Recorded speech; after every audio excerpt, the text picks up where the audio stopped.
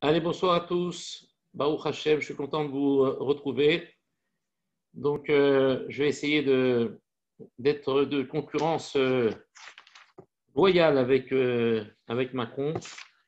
On va parler de la parashat Hashavua, parashat Vayetse, et on va apprendre des tas de choses. Vous allez voir, merci Hashem, avec l'aide de Dieu, vous allez voir comment c'est riche en enseignements. Dans la parashat Vayetse, je vous rappelle le contexte de la parasha.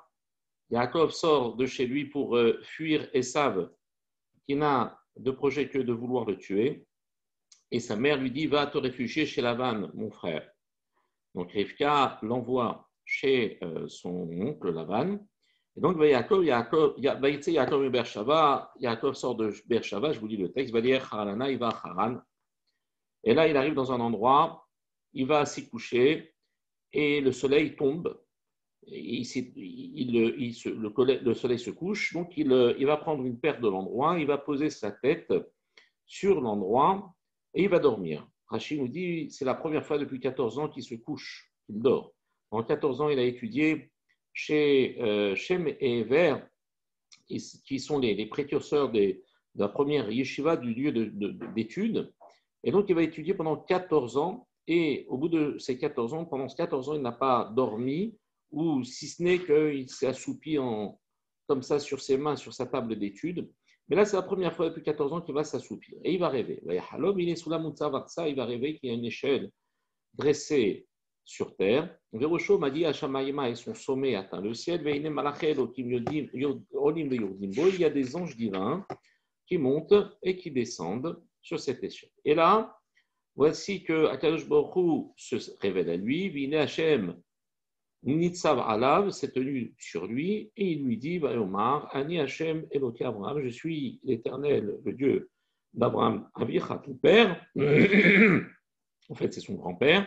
Eloki Yitzhak, et le Dieu d'Yitzhak, Aret Asher Ata Shochev Aleha, Lecha et Tenena Uzarecha, la terre sur laquelle tu te trouves couché, eh bien, je l'ai donnée, je la donnerai plutôt à ta descendance.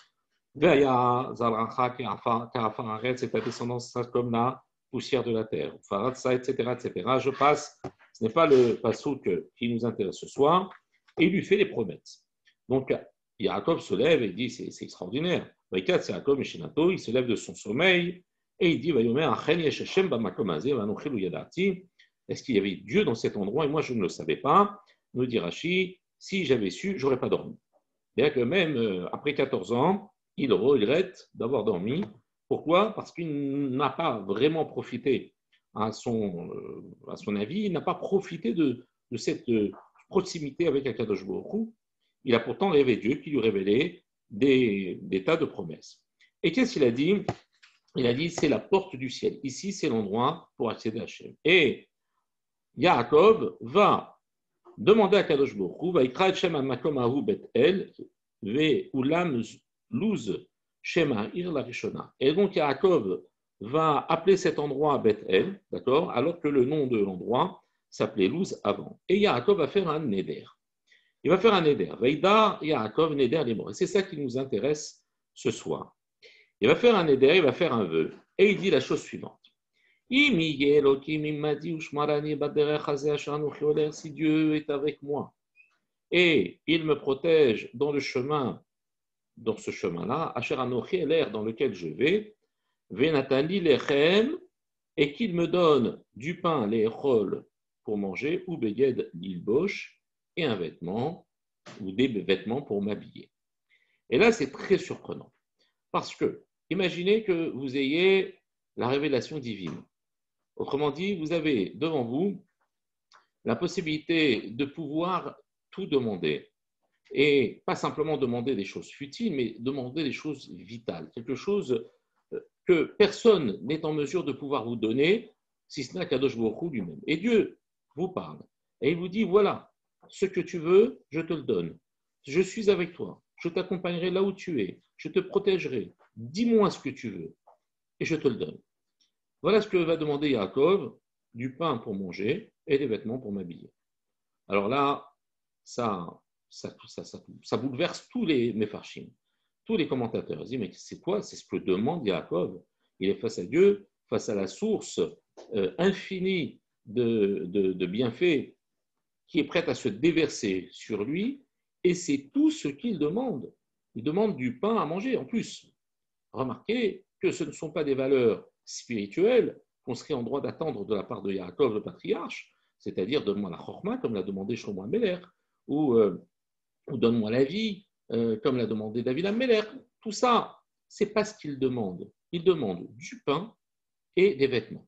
Autrement dit, on a le sentiment que ici, la volonté de Yaakov Avinu s'arrête sur le matériel, ce qui n'est pas possible parce qu'on sait combien Yaakov Avinu représente le patriarche parfait par excellence. C'est celui qui réunit les deux midot, celle de son grand-père, le chesed, et celle de son père, la gvoura, pour donner ce que l'on appelle la tiferet, c'est-à-dire la splendeur, c'est-à-dire la parfaite harmonie entre le chesed, la bonté, et la rigueur. Autrement dit, Yaakov n'est absolument pas du tout le profil de l'homme rattaché à la matérialité, et pourtant, c'est ce qu'il va demander. Il a one shot, il a une seule demande à faire, et c'est ce qu'il va demander, du pain pour manger et un vêtement pour des vêtements pour se s'habiller.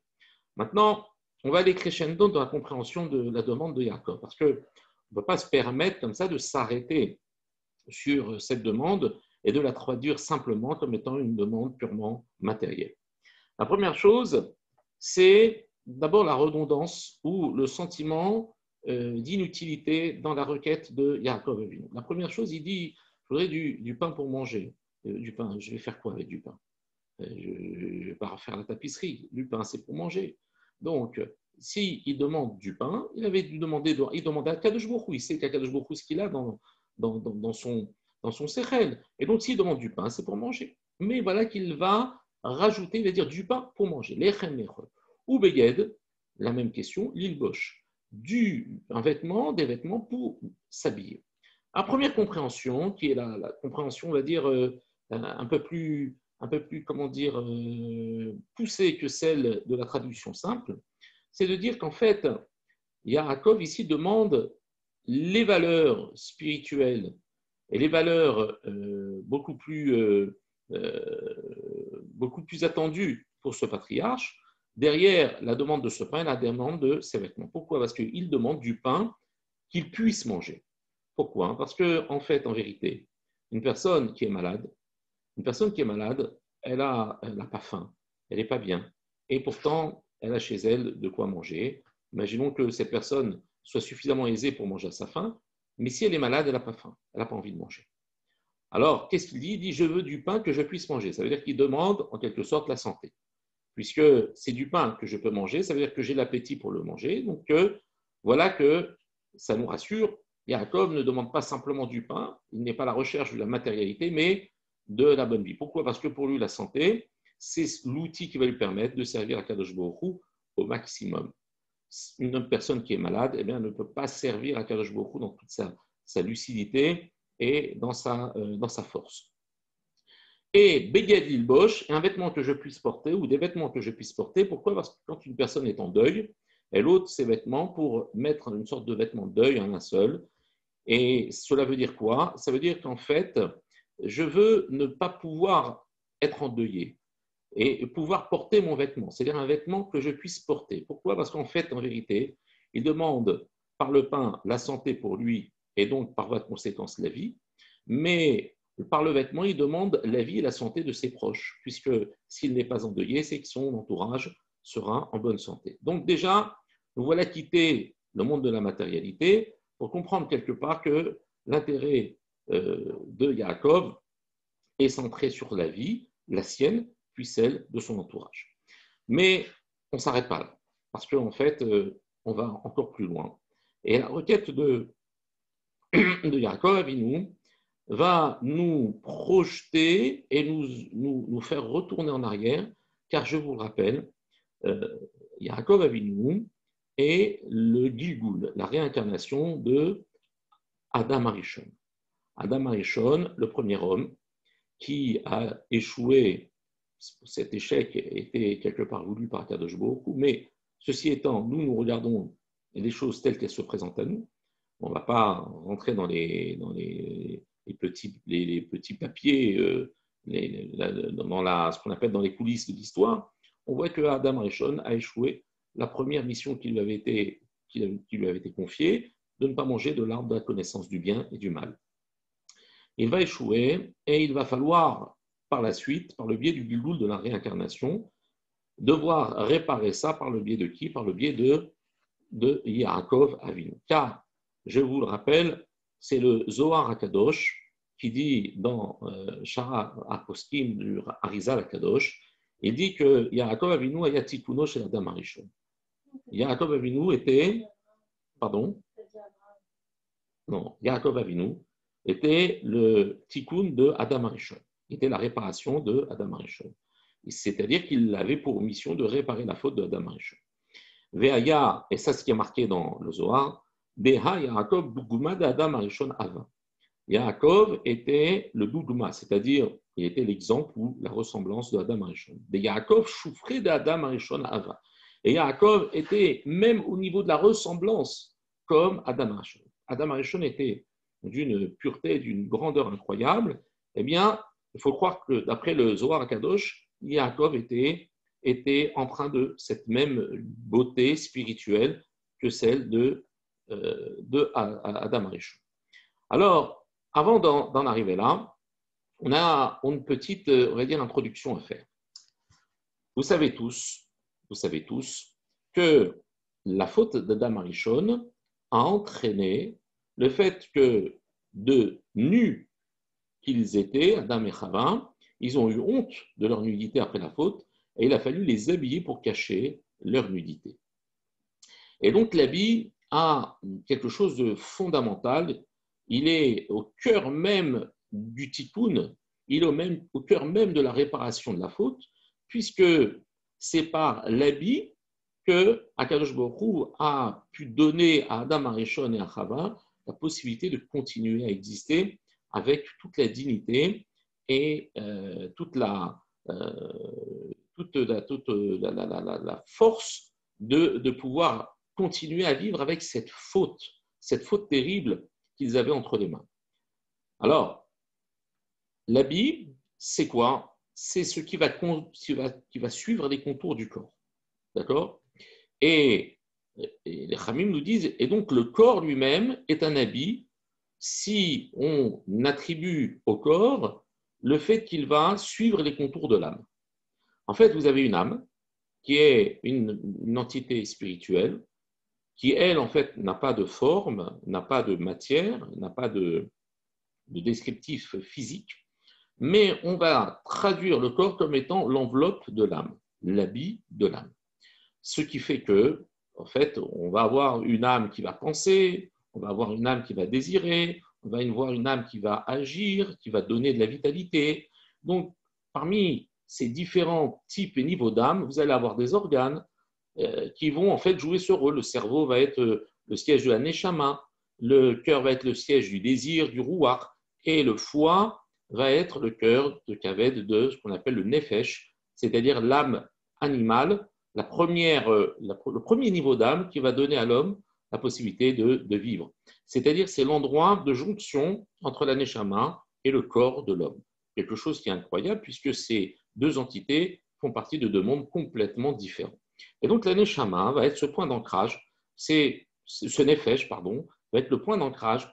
Et les Khamim attribuent à ce nefesh la comparaison avec le sang, qui Adam ou Nafesh. Le passage dans la Torah dit le sang, c'est le nefesh.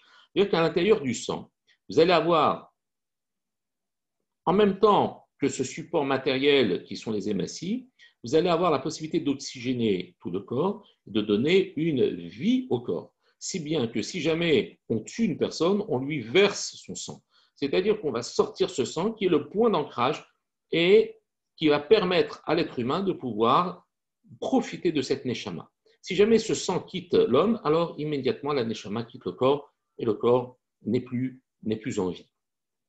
Eh bien, les Khamim disent donc c'est pour ça qu'en fait, le corps, ça s'appelle le vêtement de l'âme. Mais seulement, ce vêtement de l'âme peut avoir deux appellations en fonction du respect, en fonction de la complicité que ce corps va avoir avec l'âme.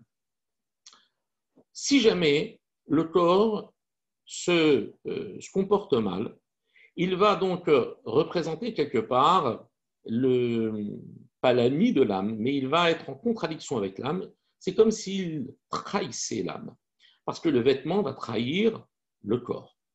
Le vêtement va trahir le corps. En fonction de ce vêtement, vous allez plus ou moins donner à votre corps la possibilité de se dévoiler. Si le corps se comporte mal et qu'il refuse de fonctionner en synergie avec la neshama, avec en fait cette entité spirituelle, c'est comme s'il la trahissait.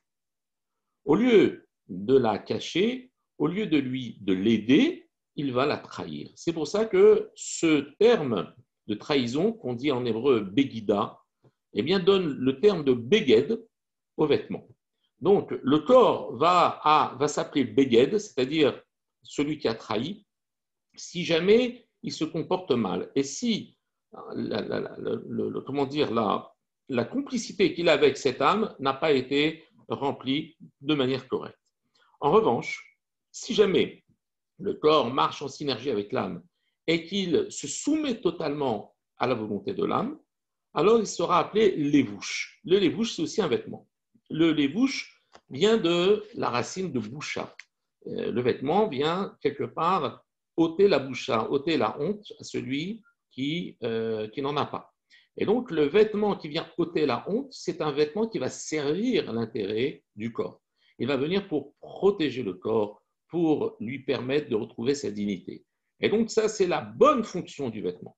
Donc, lorsqu'on va appeler un vêtement beged, c'est qu'il va témoigner une forme de désobéissance et de trahison à l'égard de celui qu'il recouvre.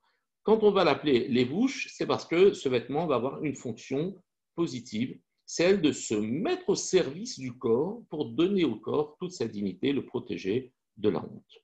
Donc, maintenant qu'on sait ça, eh bien, on va commencer un petit peu à avancer dans notre...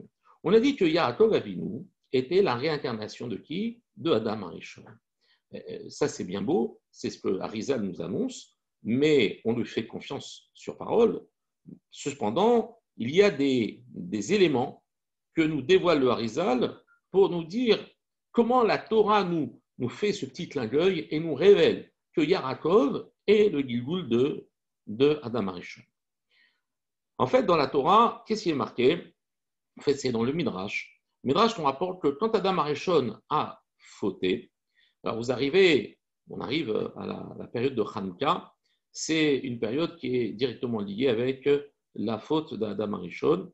Mais ça, je crois qu'on en a parlé dans un cours précédent. Ce n'est pas le sujet de ce soir, mais ce n'est pas pour rien qu'on arrive à cette période-là et qu'on ramène toujours cette période à Adam Arishon. Adam Arishon, lorsqu'il a fauté, qu'est-ce qu'il a fait? Il a vu qu'il avait entraîné la mort sur le monde. Alors, qu'est-ce qu'il a fait? S'est mis à jeûner. Il s'est mis à jeûner pendant 130 ans. Vous avez bien entendu, pendant 130 ans, il n'a pas mangé Adam Arishon. Pourquoi? Parce qu'il voulait, et la Gemara dans ma Masechet Eruvin, page 18, il dit que Rabbi Meir, au nom de Rabbi Meir, Adam Arishon, Hassid Gadol Aya. Il était un grand Hassid Adam Arishon. Pourquoi? Parce que quand il a vu qu'Evan Shera, Shenik Nessa, Mital, Yado, quand il a vu que la mort a été entraînée par sa main, Yashav Beta'anit Mea Ushloshim Shana. Il s'est mis en jeûne pendant 130 ans. Et ce n'est pas tout, il s'est même séparé de sa femme pendant 130 ans. Il n'a pas eu de relation avec sa femme pendant 130 ans. Alors, cette attitude, en fait, était une attitude à l'échelle de Adam Arishon, bien évidemment, mais c'est pour montrer à quel point Adam Arishon a été affecté. Et il a voulu à tout prix expier cette faute pendant 130 ans. On dit que la Gemara dit qu'il a tellement jeûné pendant cette période-là, il s'est tellement mortifié pendant cette période-là, qu'il y avait ce qu'on appelle zirzet et enim al-besaro. Il y avait comme des sortes d'épines qui poussaient sur sa chair parce que son corps avait été affecté par le jeûne pendant ces 130 années. Et en quoi ça nous intéresse comme appui pour nous dire que c'était la Neshama qui s'est réintroduite dans le corps de Yaakov Avinu, parce que Yaakov Avinu, lui aussi, il est lié avec cette notion de 130 ans. Il dit, quand il va voir Paro, et quand Yosef fait venir son père, après avoir été séparé de lui pendant 22 ans, il va le faire revenir avec ses frères pour vivre en Égypte. C'est là où le début de l'exil commence à prendre forme. Il va se présenter devant Paro. Vous savez que Paro est surpris lorsqu'il voit Yaakov rentrer. Et il lui dit, mais quel âge as-tu? D'abord, c'est indiscret. Pourquoi lui demander quel âge as-tu? Et puis, qu'est-ce que ça peut faire? Quel âge il a? Après, le Tzena Orena, qui est un sefer qui rapporte des Midrashim, au nom de Rabbi Yitzhak ben Yaakov, Yaakov ben Yitzhak Ashkenazim, il dit là-bas qu'il y a un Midrash qui dit que Abraham Avinu, quand il est venu voir Paro, eh bien, à l'entrée du palais de Paro, il y avait une entrée qui était plus petite que les autres entrées par laquelle on devait obligatoirement passer pour cause, parce que celui qui rentrait par cette porte était obligé de se courber. Et ça obligeait la personne à se prosterner, puisque le trône de Paro était face à cette entrée, se prosterner devant Paro. Vous imaginez bien que Abraham Avinu, qui a proclamé l'unicité de Dieu dans tout le monde entier, qui a détruit les idoles, n'allait pas se prosterner devant Paro. Il était tellement un serviteur fidèle d'Akadosh Baruch Hu que Dieu lui a fait un S et la porte de Paro s'est ouverte, elle s'est agrandie, il a pu passer tout droit. Ce miracle a choqué tous les Égyptiens et ils ont dit, tiens, ça va être marqué dans les annales de l'Égypte, que le palais s'est agrandi, la porte s'est agrandie pour que Abraham passe sans se courber, sans se prosterner. Lorsque Yaakov va venir, donc 2 générations plus tard, on a appris dans l'école des pharaons, dans l'école des princes en Égypte, qu'il y avait eu un miracle qui avait lieu il y a quelques centaines d'années, quelques siècles, d'un homme qui était rentré chez les Hébreux, qui était rentré et que la porte s'était agrandie pour lui éviter de se prosterner. Et voilà que Yaakov, le même miracle se passe pour lui. Du coup, Pharaon est extrêmement intrigué, mais il dit, mais quel âge as-tu? Et moi, j'ai entendu ça quand j'étais petit, on m'a raconté dans mon école qu'il y avait un homme. Mais c'est toi, c'est le même qui est venu il y a 200 ans. Mais en fait, Pharaon, vous ne pouvez pas comprendre qu'il suffisait d'être attaché à Kadosh Baruch Hu pour avoir les mêmes effets. Les mêmes causes produisent les mêmes effets. Pour lui, ce n'était pas possible, c'était rattaché à un homme. Pourquoi? Parce qu'en Égypte, tout était le culte de la personnalité, puisque lui-même, Pharaon, se prenait pour un dieu. Donc, à partir de ce moment-là, la personne qu'il avait devant lui, si ce miracle s'était fait pour lui, obligatoirement, le miracle identique ne pouvait être que de la même personne. Mais voilà pourquoi il lui demande l'âge. Et qu'elle lui répond, Yaakov, il dit, Jiyeme, Shene, Megurai, Sheloshim, Machana.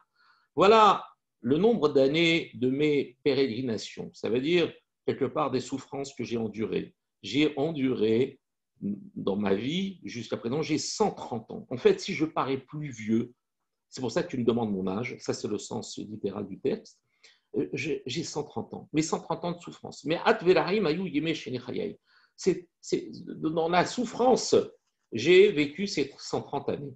En fait, le Harizal nous dit, voilà, ces 130 années, ce sont les 130 années de privation et de tikkun que Adam Arishon a pris sur lui.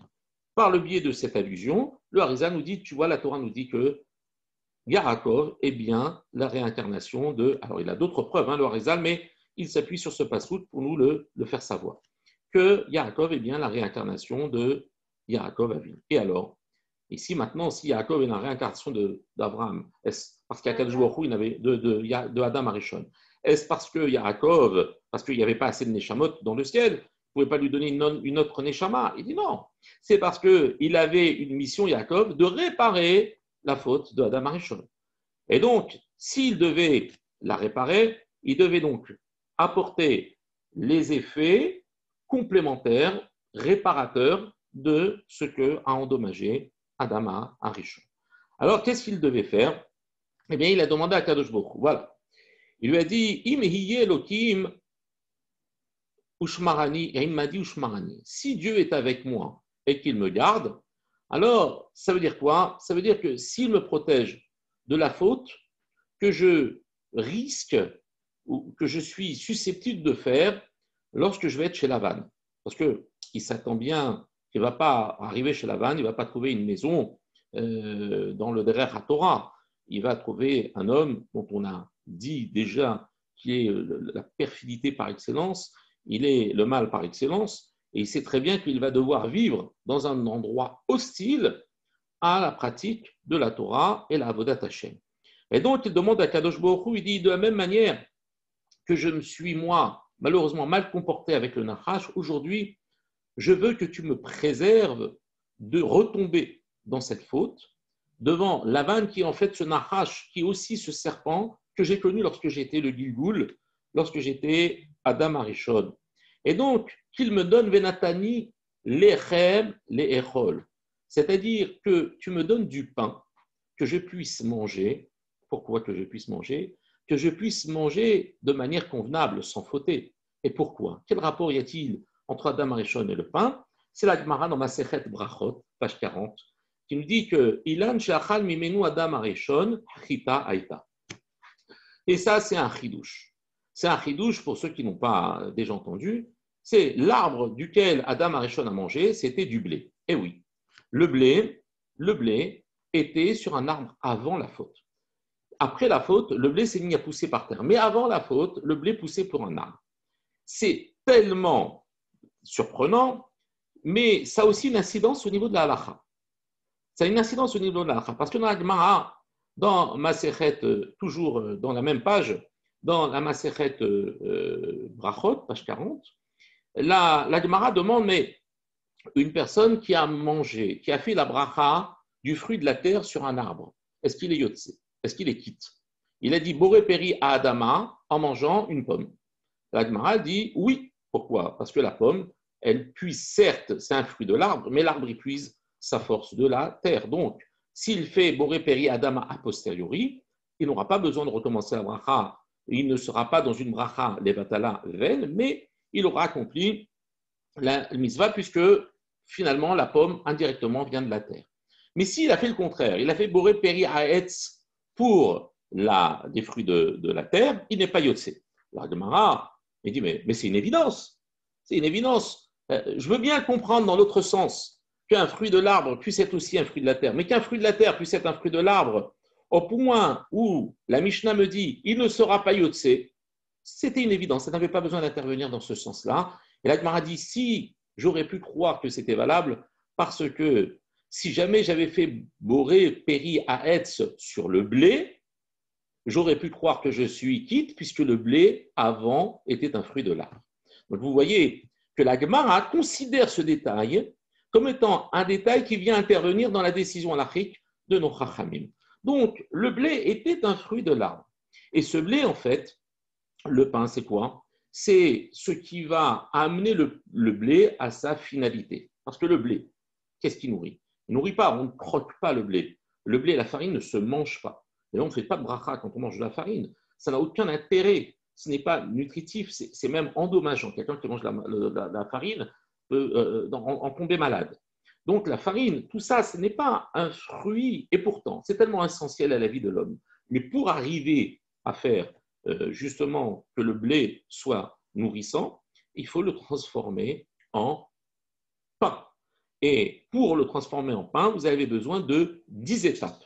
Depuis la semence, labourer, ensuite kotser, c'est-à-dire couper, tamiser, moudre, etc. Vous avez 10 étapes. C'est la raison pour laquelle on doit poser les 10 doigts sur les chalotes, c'est-à-dire qu'au moment où le Shabbat, on met les 10 doigts pour faire justement référence à ces doigts qui sont donc de 10 et qui sont nécessaires pour faire en sorte que le pain, en vérité, le pain, il aurait dû pousser dans la terre.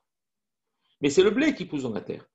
Et que c'est la participation de l'homme qui vient transformer ce blé en pain. C'est pour ça qu'on dit la bracha, Baruch Ata Hashem Amotzi Lechem, qui fait sortir le pain de la terre. Mais le pain n'a jamais poussé dans la terre, c'est le blé qui a poussé dans la terre. Donc ça veut dire quoi? Qu'en vérité, le blé, tout son intérêt, c'est d'être du pain. Et quand le blé pousse, il n'a de projet, il n'a d'intérêt que s'il devient du pain. Et c'est grâce à ces 10 étapes que le blé va devenir un pain. Donc, qu'est-ce que dit Yaakov? Il dit, si Akadosh Baruch Hu me garde et me préserve de la faute, c'est-à-dire me préserve de la possibilité de pouvoir refauter chez Lavan comme j'ai fauté avec la tentation du Nachash, c'est-à-dire aussi l'ancêtre quelque part de Lavan, puisqu'on avait dit que Lavan était cette réincarnation du mauvais penchant. Eh bien, alors à ce moment-là, qu'il me donne du pain à manger, du pain, ça veut dire que je puisse réaliser le tikkun, c'est-à-dire la réparation de cet arbre duquel j'avais mangé quand il était blé, et bien que maintenant je puisse le manger, c'est-à-dire le réparer en tant que pain. Et donc je puisse manger cette fois-ci sans faute. Ça, c'est l'obsession de Yaakov. Il sait qu'il doit réparer la faute d'Adam Arishon. On en a déjà parlé dans les cours précédents.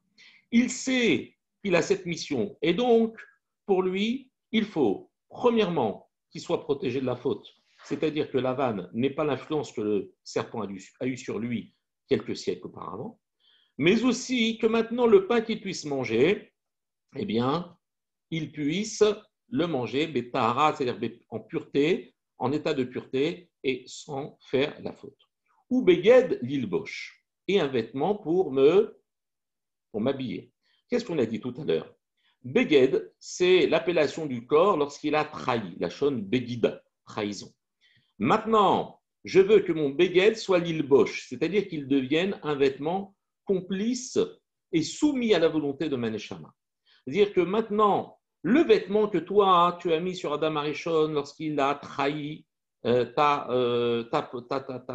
ordre, ton commandement, et qu'il n'a pas écouté ce que tu lui as demandé, eh bien, qu'est-ce qui s'est passé? Il a fallu qu'il porte un vêtement, un beged. Ce beged, c'était quoi le témoin de sa trahison? Eh bien, moi, je veux maintenant que ce beged, ce vêtement, je veux lui donner une autre perspective, celle de l'évouche, c'est-à-dire la connotation noble du vêtement, transformer le beged dans l'évouche. C'est pour ça qu'il demande d'Afka beged l'ilbosh, un vêtement pour se vêtir, mais en fait, il demande de pouvoir arriver à la mission qui lui est confiée, de savoir de changer la trahison en soumission et de devenir finalement au service de Maneshama. Que mon corps fasse ce que Maneshama demande et non pas le contraire, qu'il ne vienne pas trahir la volonté de celle qui lui donne la vie.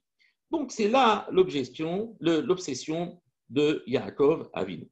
Et les Chamim continuent et disent la chose suivante. Écoutez bien ça, qu'en vérité, il y a une marloquette dans la Gemara, dans Masechet Brachot, il y a une marloquette concernant ce fameux arbre de la connaissance du bien et du mal.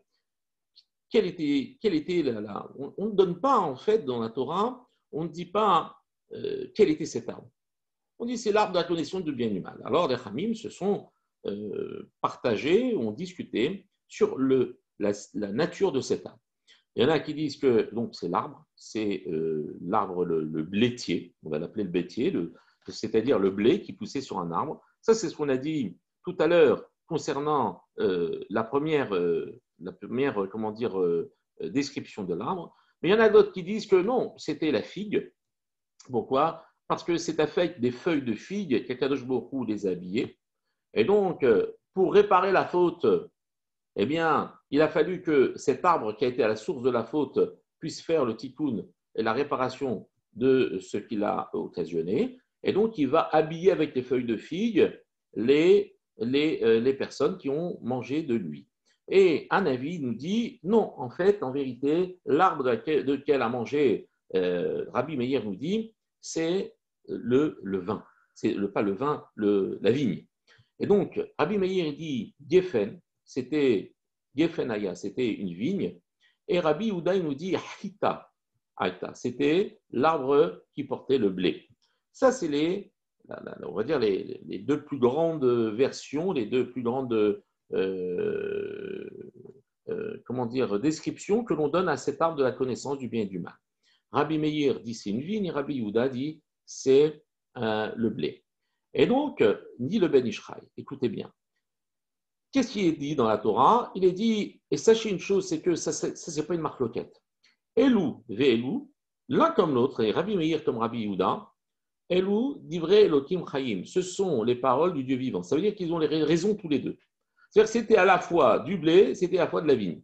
C'est un petit peu difficile à imaginer, parce que vous ne pouvez pas donner à la fois de termes et de nature complètement différentes au même arbre. Mais en fait, qu'est-ce que cela veut dire?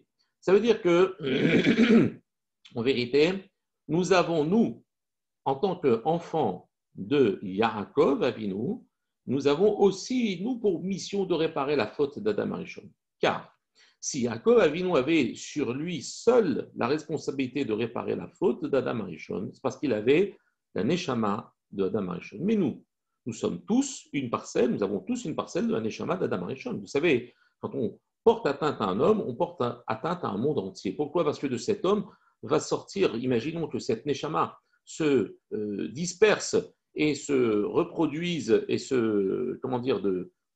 multiplient au fil de génération, vous allez avoir toutes les générations qui vont sortir de cet homme vont porter une parcelle de cet homme. Donc on dit qu'un homme, en fait, il est porteur d'un homme. De la même manière, Akadosh Baruch Hu, s'il a créé le monde à partir d'un homme, c'est pour nous dire qu'un homme porte en lui le monde entier. Donc nous avons tous une parcelle de Adam à Arishon, et donc nous avons tous à charge de réparer. Nous avons une mission, homme comme femme, nous avons une mission de réparer la faute d'Adam Arishon. Comment on doit s'y prendre? Quelle est notre mission? On sait que Yaakov, ce qu'il a demandé à Kadosh Baruch Hu, mais nous qui sommes les descendants de Yaakov, qu'est-ce que nous devons faire? Alors le Ben Ishraï Akadosh nous dit dans son Sefer, il nous dit que c'est la raison pour laquelle le Shabbat, nous avons pour une mission de faire le kiddush sur du vin et de faire le motzi sur du pain. Pourquoi? Parce qu'il va falloir réparer la faute. Si jamais c'est comme Rabbi Yehuda, alors c'est comme la vigne, donc il va falloir faire motzi, le kiddush sur le vin.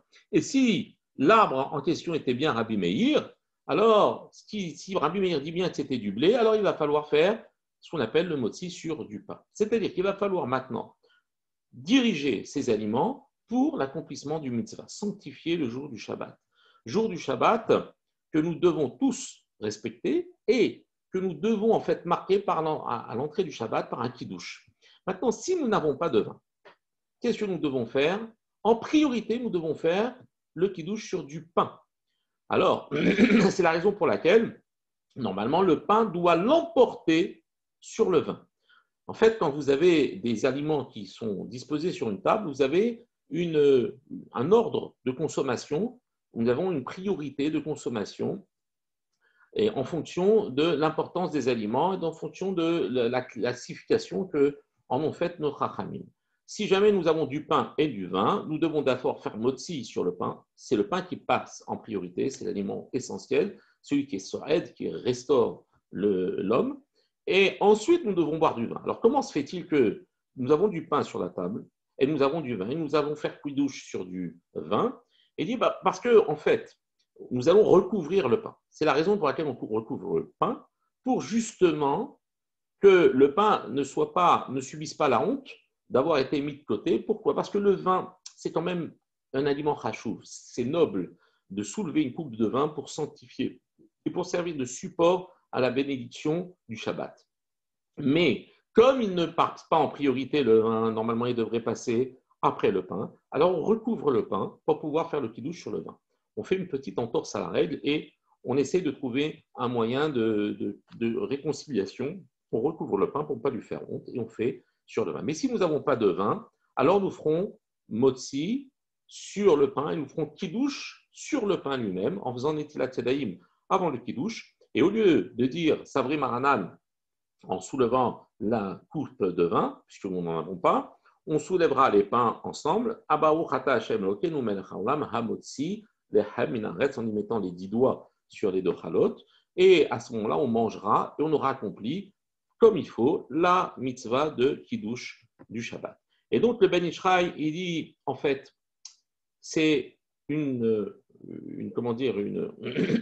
démarche qui est connue dans les principes de halakha. Vous savez que lorsqu'on veut cachériser une marmite qui a absorbé quelque chose de pas cachère, il va falloir faire sortir ce qui a été absorbé de la même manière, par le même moyen avec lequel il est rentré.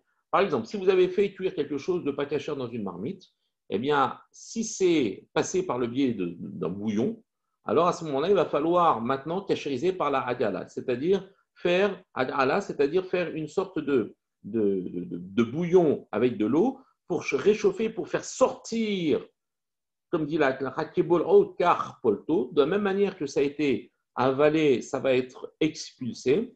Et donc, il a été incorporé par le biais d'un liquide chaud, on va pouvoir le sortir par le biais d'un liquide chaud. Si jamais c'est rentré par le biais du feu directement, on fera le iboun, c'est-à-dire directement le feu sur l'objet que l'on doit cachériser pour faire sortir ce que le feu a fait rentrer. Et donc, dit le Ben Ishraï, c'est pour cela. Qu'est-ce qui est rentré en nous? Qu'est-ce qui est rentré en nous? Il est rentré en nous ce blé ou ce vin, selon l'avis de Rabbi Meir ou Rabbi Yehuda. Et il va falloir maintenant faire appel à ces notions qui étaient les notions de la faute. Il va falloir maintenant transformer la faute en mitzvah. Pour ça, on va prendre ce vin d'Afka avec l'intention de réparer la faute d'Adam Arishon. Et ce pain avec l'intention aussi de réparer la faute d'Adam Arishon. Et de dire, voilà, je consacre ce vin et ce pain pour la sanctification du Shabbat, afin que les mêmes éléments vont appeler les éléments qui sont psoulim, qui sont interdits et qui sont ancrés à l'intérieur de nous, car nous portons tous encore un reliquat de cette faute, de ce que nous avons absorbé, et que par le biais du kiddush et du motzi, nous puissions faire sortir cela de nous et en même temps purifier notre être et participer à la réparation de la faute d'Adam Arishon. Voilà, maintenant on comprend mieux pourquoi Yaakov Avinu, lorsque Akadosh Baruch Hu se présente à lui, il a la possibilité de tout lui demander et c'est ce qu'il fait, il lui demande tout. Pourquoi? Parce qu'à partir du moment où Yaakov est en mesure de réparer la faute d'Adam Arishon, il a donné maintenant la possibilité au monde de continuer à exister. Mais pas simplement d'exister, de pouvoir perdurer. Il a donné une légitimité à l'existence du monde, puisque maintenant ce monde existe et il a été lavé par la réparation de Yaakov Avinu de la faute originelle. Alors vous allez me dire, mais nous sommes toujours mortels, et donc la faute d'Adam Arishon est toujours présente. Oui, elle est toujours présente. Parce qu'il faut une participation de chacun d'entre nous. Yaakov Avinu a fait le plus gros. Yaakov Avinu a fait en sorte justement de pouvoir nous préparer le chemin, nous paver cette longue avenue qui nous mène jusqu'à la venue du Mashiach, en nous laissant, parce que nous aussi, si nous n'avions rien à réparer, nous n'aurions aucune raison d'exister. Eh bien, pour nous donner une raison à l'existence, pour nous donner la possibilité de vivre, il nous a donné une petite tâche qui est certes très, très importante, mais à notre échelle, c'est quelque chose de réalisable. À chaque fois que l'on va faire maintenant Motzi, qu'on va faire Kiddush, il faut demander, et il faut faire cette demande. En plus, le Shabbat, regardez, Vayetse, c'est le Shabbat où on va commencer à réouvrir les synagogues du Mirza Hashem.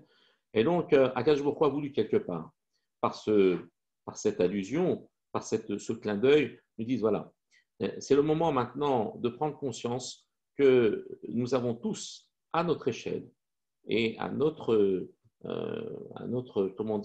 sous notre responsabilité, nous avons le devoir de réparer, d'apporter une petite brique à cet édifice et de pouvoir continuer la route que Yaakov nous a déjà préparée, nous a déjà pavée pour pouvoir en fait nous la faciliter.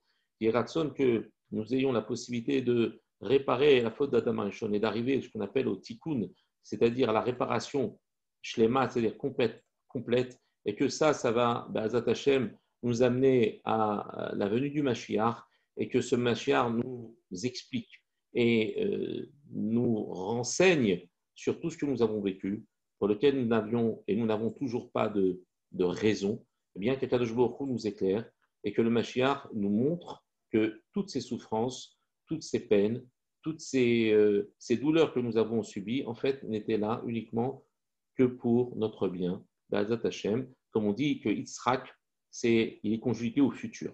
Il n'y a pas marqué, pourtant on l'a appelé Yitzhak. Pourquoi on l'appelait Yitzhak? On aurait dû l'appeler Tzahak. Il arrive, pourquoi? Parce que Sarah, elle arrive quand elle a appris qu'elle allait avoir un enfant. Donc, l'Echami nous dit, pourquoi Yitzhak? Parce qu'il rira. Ça veut dire que, en vérité, ce qui nous intéresse, ce n'est pas d'avoir ri. Ce qui nous intéresse, c'est de savoir qu'on va en rire. Mais on rira de tout ce que, pour l'instant, nous n'étions pas en mesure de rire par ignorance, par tout simplement le fait qu'Akadosh Baruch Hu nous a caché tout ça. Alors, Bezat Hashem, que nous puissions tous rire et connaître toutes les raisons et de faire en sorte que toutes ces larmes que nous avons versées soient dorénavant des larmes de joie. Amen. Je vous remets tout de suite les